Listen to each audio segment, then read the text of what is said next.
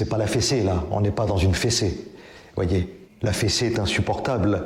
La raclée, on est encore dans un domaine supérieur. C'est-à-dire, là, vous êtes recroquevillé dans l'escalier. C'est-à-dire que votre dos, il est marbré. Et votre petite sœur, elle assiste à ça, quoi. C'est ça, la maltraitance. Elle est autant physique que psychologique. C'est très cru, c'est très cash, ça doit être très difficile à dire et c'est très difficile à entendre. C'est comme ça qu'il faut le raconter. Je pense que je l'ai fait comme je l'ai fait dans le livre, et je l'ai fait sans jugement.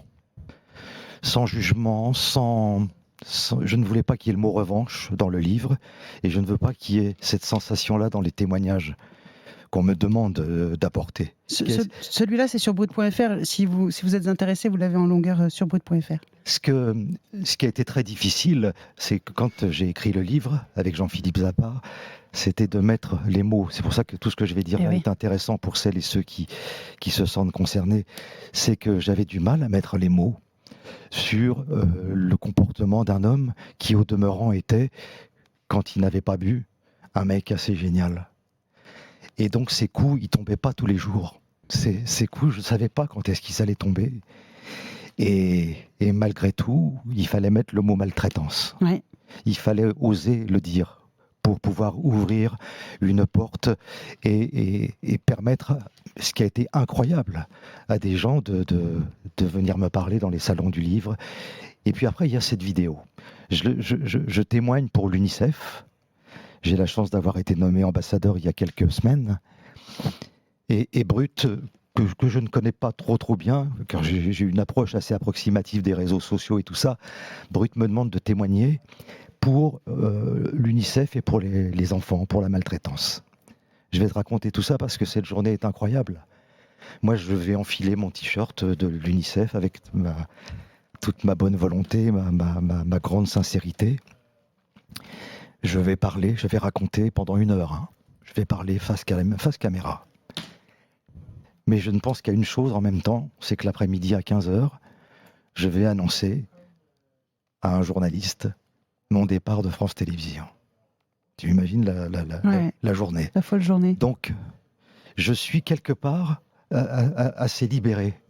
Parce que tout ce que je vais raconter, tout ce que je dis dans ce témoignage, je l'ai déjà évoqué, Jamais comme ça. Voilà, j'ai été jamais comme ça. Je l'ai évacué sur le divan, mais tout à coup, je ne sais pas. Il y a quelque chose de sincère. Il y a le lâcher prise. Je ne sais pas, comme je connais pas bien Brut, je ne sais pas ce que ça va donner. Je livre les choses comme ça. Je dis les choses parce que je me dis je le fais pour les enfants, je le fais pour des parents qui seraient concernés. Et le soir, je reçois un message de nos amis de l'UNICEF là, qui me disent mais c'est... Et là même dans ma voix, je suis submergé. Et je me dis mais il y a tant de gens qui sont concernés par ça.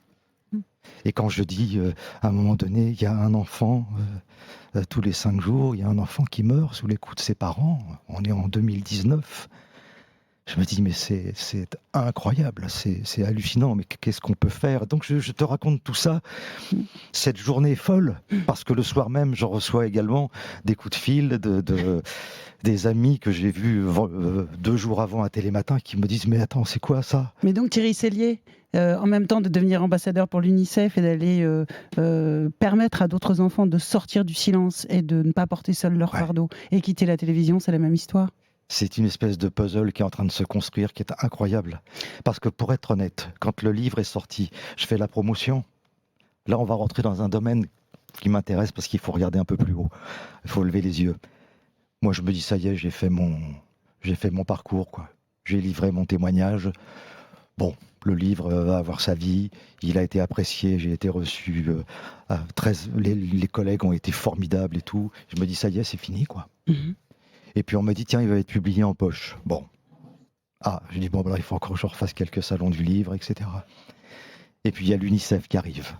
Et puis l'UNICEF qui me demande de témoigner pour Brut. Et puis tout à coup, je m'aperçois que, comme si quelque part, je ne sais pas où, on me disait, non, Thierry. C'est pas fini. C'est pas fini. C'est pas fini.